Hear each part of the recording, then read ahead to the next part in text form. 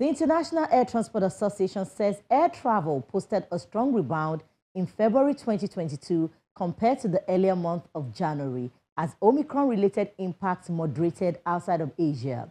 IATA says the recovery in air travel is gathering steam as governments in many parts of the world lift travel restrictions. This is coming from the Global Airlines Body's report on passenger recovery accelerates in February 2022. And here in Nigeria and other African countries, air travel also grew by 34.7% in February 2022. On the program, an analyst breaks down the report. Plus, the Akwa Ibom State government inches closer to completing the Victor Atta International Airport in Uyo. A warm welcome to Aviation this week on Channels Television. I'm Bukola Joe Oketumbi, and our flight takes to the skies. Air transport generates benefits to consumers and the wider economy by providing speedy connections between cities. These virtual bridges in the air enable the economic flows of goods, investments, people and ideas that are the fundamental drivers of economic growth. 2020 saw the highest plunge in air travel connectivity worldwide owing to the COVID-19 pandemic, with the effect still felt in 2021. But now the International Air Transport Association says air travel in Nigeria and in other African countries grew by 34.7% in February 2022. Is local traffic really rebounding in Nigeria? Obviously, I articulate their data very well and have their sources in the different markets. But from what we've read, the general increase in the RPKs year on year, the general demand, the strength of the demand, I would concur with the statistics. I mean, Dana itself, we're well positioned. We have a very established network and a good following. And, you know, we've seen that loyalty come through in our numbers year on year. So we're happy with where we are right now. I think it's recovered and some more, actually. It's a very robust market. I mean, obviously COVID affected the world, but we've seen the market come back stronger, in fact. There was strong demand last year, immediately after the COVID and the lockdowns. And we've seen the figures come through. Naturally, there's economic growth. There is some level of insecurity as well across the country. And that's, you know, part of our day-to-day economics of doing aviation in Nigeria. So year on year, yes, we're definitely in a stronger position than we were a year ago. At this time in 2021, we're still recovering from the effects of COVID-19. So the trajectory has been a straight upward trajectory from COVID into where we are now. So yes, traffic is increasing, maybe not because it is increasing for economic reasons, but because life is kind of coming back to normal. That's how I read it. The trade association, representing over 230 global airlines, said Africa posted a strong rebound in February 2022 compared with January 2022, while Omicron-related impacts moderated outside of Asia. For the Director General of IATA, Willie Walsh, the recovery in air travel is gathering steam as governments in many parts of the world lift travel restrictions. States that persist in attempting to lock out the disease rather than managing it, as we do with other diseases, risk missing out the enormous economic and societal benefits that a restoration of international connectivity will bring. The report added that total traffic in February 2022 was up by 115.9% compared to February 2021. African Airlines also had a 69.5% rise in revenue passenger kilometers versus a year ago, a large improvement compared to the 20.5% year-over-year increase recorded in January 2022 compared to the same month in 2021. But just how much are local airlines faring in the face of increased fares? It is hard to say, but it is definitely getting better because there's a rebound from COVID. That one you can see very clearly. It will take some more time down the line of this year to determine whether we're back to 2019 or not, or better than 2019 or not. But there's every reason for people to travel by air, other than the fact that recently, airfares have had no discounts. Before there was lots of discounts. Now all the discounts aren't there anymore. The airlines are unable to charge discounts because of the obvious reasons, the deterioration of this fuel situation and the huge escalation in fuel prices. But somehow there's been traffic. You would have thought that traffic would go down significantly because of lack of discount tickets. But traffic seems to have, there was a lull, but it has recovered. With the statistics, I mean, Dana itself, we're well positioned. We have a very established network and a good following. And, we've seen that loyalty come through in our numbers year on year. So we're happy with where we are right now. In terms of the general Nigerian market, I don't want to boast, but we're happy with our position and our financials where we are. We don't like to compare ourselves to the others. We'll grow at the right time, and we'll right size and grow our fleet at the right time. IATA, however, asks, as the long-awaited recovery in air travel accelerates, it is important that infrastructure providers are prepared for a huge increase in passenger numbers in the coming months, which are critical for jobs throughout the travel and tourism value chain. On our interview segment, aviation analyst Sheyi Adewale explains the interplay of revenue, passengers and kilometers in the IATA reports. Is based on comparison between 2022 February and 2021 February. And then generally the indication that they've seen going this year, as in 2022 forecasted, and that of last year. And they are saying that the growth is significant based on the country that lacks in COVID restriction has positively affected air travel. And IATA is trying to encourage those that have not relaxed their COVID restriction to do so that they can benefit from the quantum growth in revenue, passenger numbers, and all that. That is system IATA is using is called revenue passenger kilometer, which means that the kilometer is constant because the destination, the kilometer regarding it doesn't really change. But what changes is really the revenue and the passenger, the number of passengers. So it's potentially possible that air tickets have gone up slightly, and I can say categorically for cargo it has increased. So when you see this quantum RPK analysis by IATA, the function of it has to do with revenue. For example, some shipments that we used to ship for, let's say, $7 has been increased to about $10 from China, for example.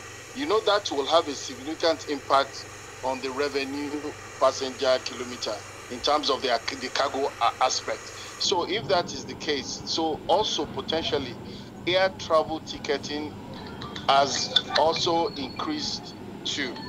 So that should be a function. However, most of the parameters they use still shows that we are underperforming as compared to pre-COVID figures in 2019. Up to 50%, some up to 40%. So we're not still there yet. It has significantly increased, although ours has slightly to do with our foreign exchange, but still yet the overall dollar element of it, in my opinion, has also increased as compared to 2019. For example, not out of the woods yet, because, for example, when you see countries like China locking down a whole Shanghai, and before Shanghai, they locked Schengen, so we're not out of it yet. If the trend continues, yes, we're out of it, we'll be out of it, but we're not sure the trend will continue. US, for example, and some countries, with the laxing of the COVID restrictions, they are beginning to see significant increase. So it's a balance between what is tolerable or what a country believes is its own tolerance to COVID increase or deaths and economy. So there is that delicate balance. For example, UK started by saying that they're beginning to have significant COVID rise, but they said that they don't care. It's the economy they are really working on, which has positively affected them because unemployment has reduced to 3.8%, which is said that figure was only reached around 1974 or thereabouts. So it's the balance.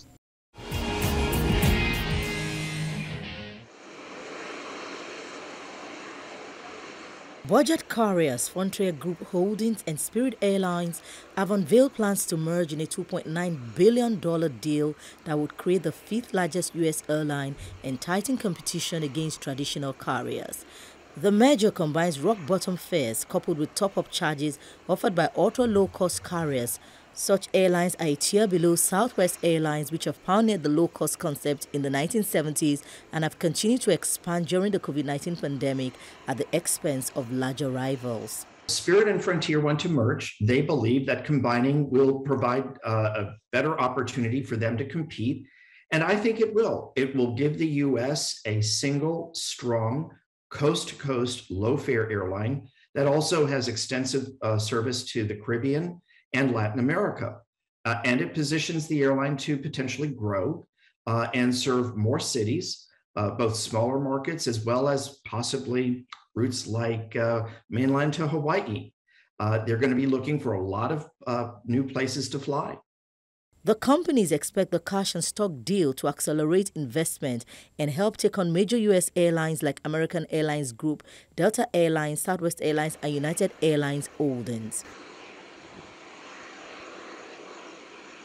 The Frontier Control business is expected to add 10,000 direct jobs by 2026. The company said, adding that they expect to deliver $1 billion in annual consumer savings and offer more than 1,000 daily flights to over 145 destinations. The transaction value of the deal is $6.6 billion, including the assumption of net debt and operating lease liabilities. Colorado-based Frontier will own 51.5% stake in the combined entity, while the remaining 48.5% will be held by Spirit's shareholders. Away from airlines merger in the United States to the East African country of Ethiopia, where state carrier Ethiopian Airlines has flown the 737 MAX with passengers for the first time since the deadly crash of 2019.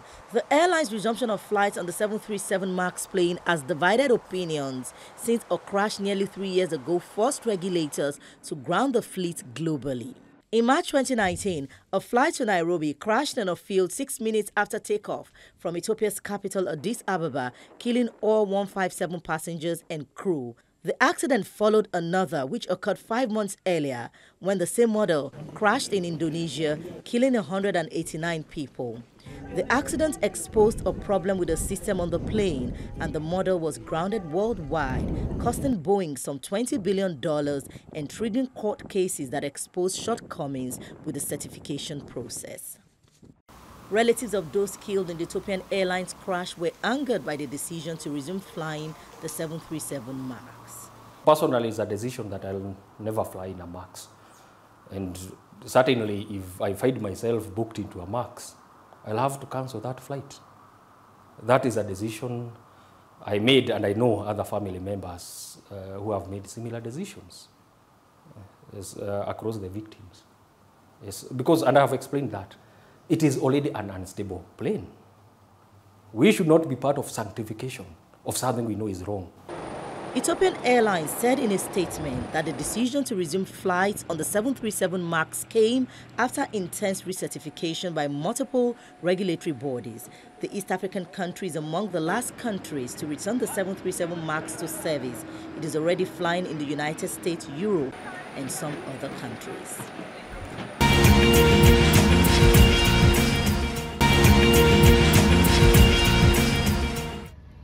The Victor Tai International Airport in Uyodi, Akwa Ibom State capital, under construction, is to cater for 1 million passengers a year, with a seating capacity for 1,000 persons, and is designed after Istanbul's latest airport terminal in Turkey. A lot of thought and planning has gone into this project, which is expected to be the smartest terminal building in Africa when completed. This will still maintain the smartest terminal building as at today in Africa. I don't know what other countries will do tomorrow, but I think what people should look at in Akwa Ibom is not just the buildings, it's not just the infrastructure that we put in. The question is, how can a subnational take on this level of responsibility?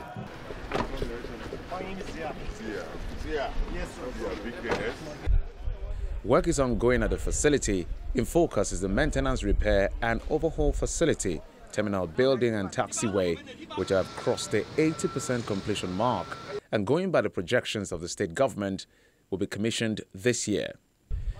The maintenance facility has the capacity to hold two 747, 8 A220-300 and all Bombardier CRJ series. You can't find this anywhere in Africa. You can take two 747-800 series, you can take 8 of our A220-300 series, you can take all our CRJs for now. So you can imagine, and I'm sure you've walked around us, all installations are near completion right now. And you can imagine we're the newest bride for all the aircraft maintenance companies across the globe. As of today, we've gotten offers from so many of these aircraft maintenance companies. And you can imagine how this will end foreign exchange to the states.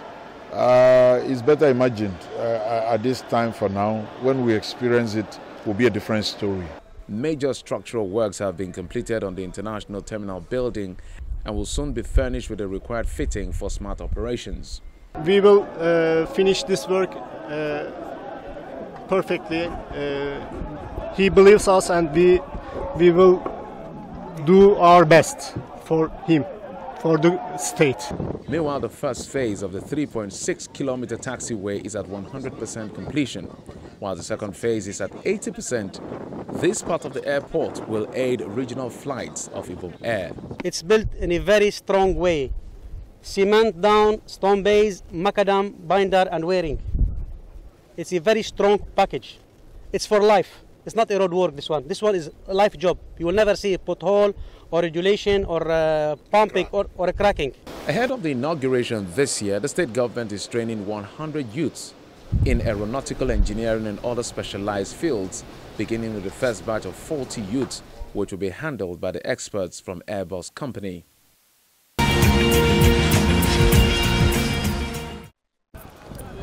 The new Lagos International Terminal 2 will soon be open for use to passengers and airlines.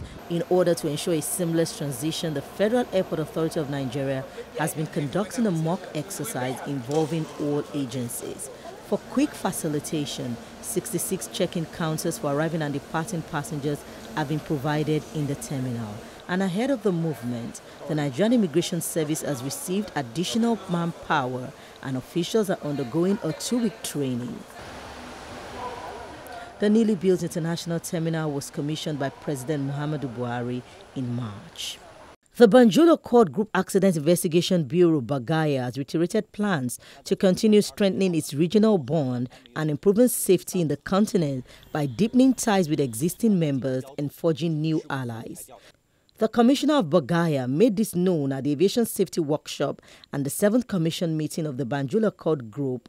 Bagaya says it will continue to be interested in strengthening this alliance it has forged together in the sub-region, while looking forward to doing more to ensure safer skies bereft of accidents and incidents. German authorities have banned a Russian-owned Boeing 747 from taking off after the cargo plane went through maintenance at the Frankfurt-Hahn airport, and which now falls under EU sanctions due to the war in Ukraine. Sanctions imposed by Western powers prevent Russian airlines buying aircraft parts or maintenance services from Europe or the United States, adding to the pressure on the world's 11th largest aviation market from a ban on using North American and European airspace.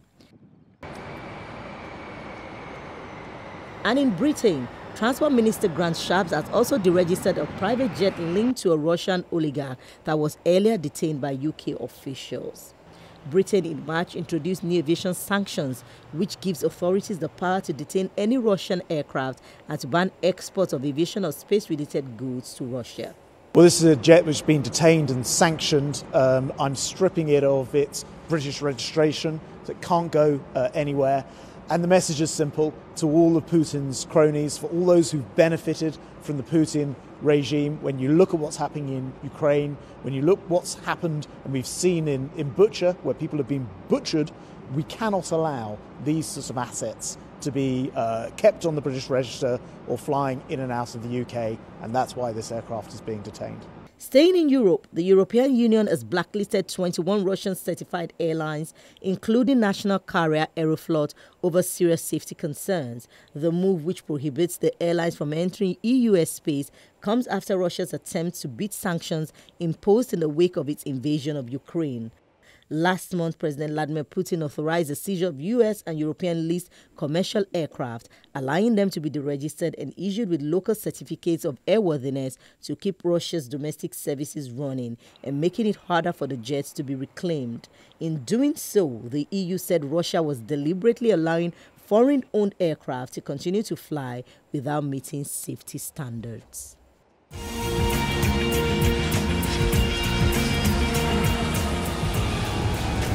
It's flying by itself. Oh my God. Okay, so yun. Engine 2, fire. This aviation school is hopeful of a surge in enrollments as demand for air travel resumes. With planes put in storage and airports literally closed, Alpha Aviation Group, a pilot training school which has hubs in the UK and the Middle East, also faced challenges. At their largest training hub in Southeast Asia, which lies in Pampanga province of the Central Philippines, over 100 students have enrolled this year. In previous years, they had more than 300. The student numbers are still low, but the school says it expects more cadets to sign up in coming months as the outlook on travel resumptions become clearer. The school is preparing to add more training facilities over the next 2 years to accommodate this expected demand. Since 2020, thousands of commercial pilots have either retired, been laid off or sought other career opportunities as the pandemic grounded planes. I would say it's really devastating. No? The pandemic, it ended a lot of careers initially for the regular pilots, and also of course I'm sure I would share the shattered dreams of those cadets who are looking forward for a progressive career in aviation. Despite the uncertainties, 22-year-old Kasey Abdillah is determined to finish the course and get her license. With the pandemic, I think everyone, there's this wake-up call na everything is uncertain. To me, there isn't really a perfect timing to do everything. Sometimes you just have to take a leap of faith with the right amount of courage, hard work, and hope for the best.